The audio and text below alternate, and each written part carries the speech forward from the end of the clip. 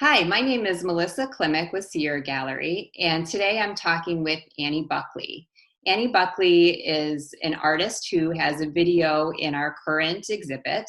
She is also the director of the School of Art and Design at San Diego State University and the founder of a really great project that hopefully we'll talk about today, the Prison Arts Collective. Annie, thank you for joining me today.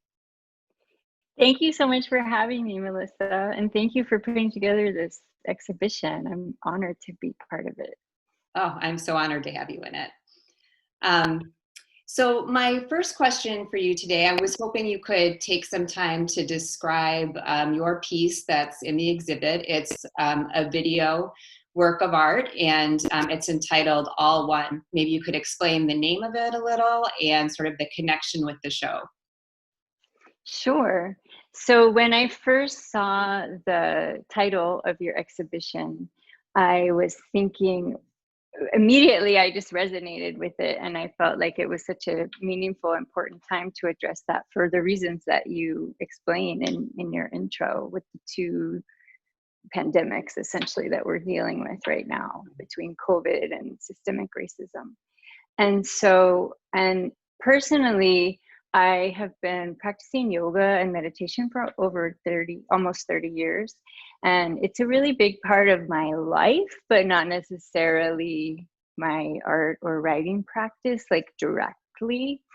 And I had been interested to make a piece that had to do with breath and so when I saw your call, it seemed like the perfect opportunity. So this particular piece is very, very simple and quiet for anyone who has watched it or hasn't yet. And it's intended to provide a pause, to really highlight that moment of pause for all of us, in part as a memorial to those who have passed, specifically from COVID as well as police brutality. But also as a point of connection for each individual viewer to just take a moment for themselves, to care for themselves, and to remember to breathe, and to be able to come at this incredible situation that we're in the world right now from a place of peace and quiet and reflection so that they can approach it in the way that makes the most sense for them. Because I think there's a lot of pressure to like do this and be that. We want to fix everything, but like everybody, no one's going to do it on their own. It takes all of us coming together in a way that makes the most sense for each individual. Yeah. So the phrase all one is also very similar to alone, just missing, it has one additional L, obviously. And it's always been really meaningful to me ever since I was younger and going through grieving of my father. More recently, I've been grieving my mother. So I've been doing these twin grievings over about 20 years ago and recently.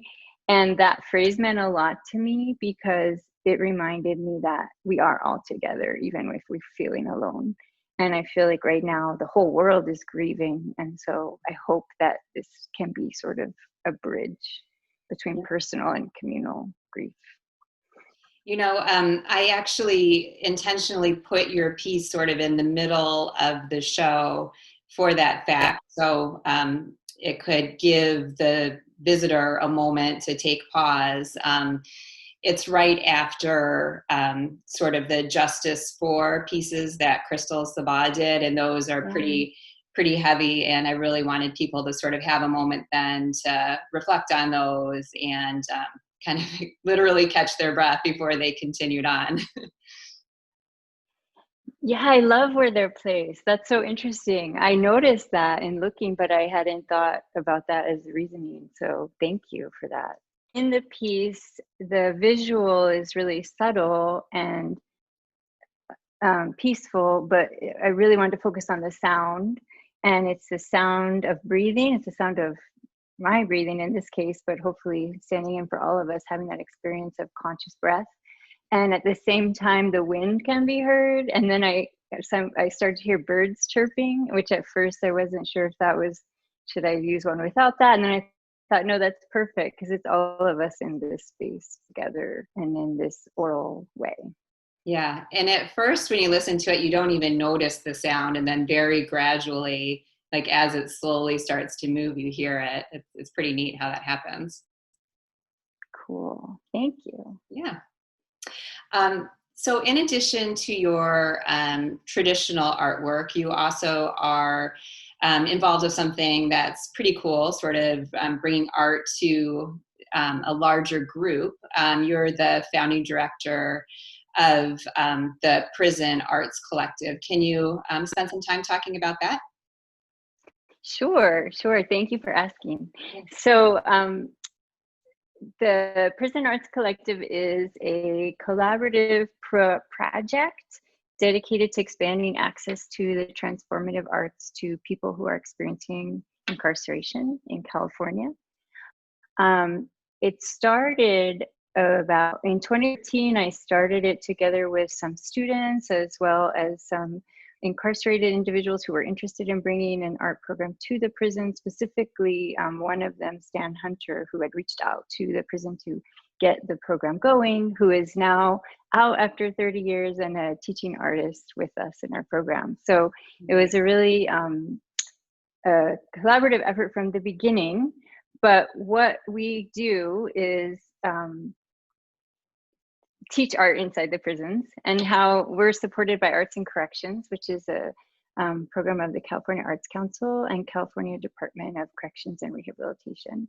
And with that support, we have been able to grow and expand. And so I've been really thinking deeply about sort of why do we grow and expand, and is that meaningful and important? And in once we determined yes, then how? And so what we have that's unique is our connection to the Cal State system and to a university system in general. And that's unique amongst the Arts and Corrections programming. And so what I thought was really important about that is the opportunity for students and faculty to be part of this work, as well as for the incarcerated students to participate in a university-based program.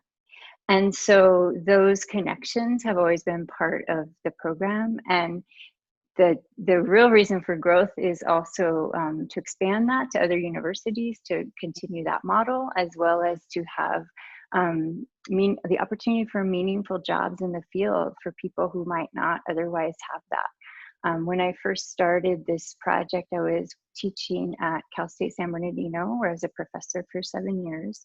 And many of the students are first generation college students, approximately 70 to 80%.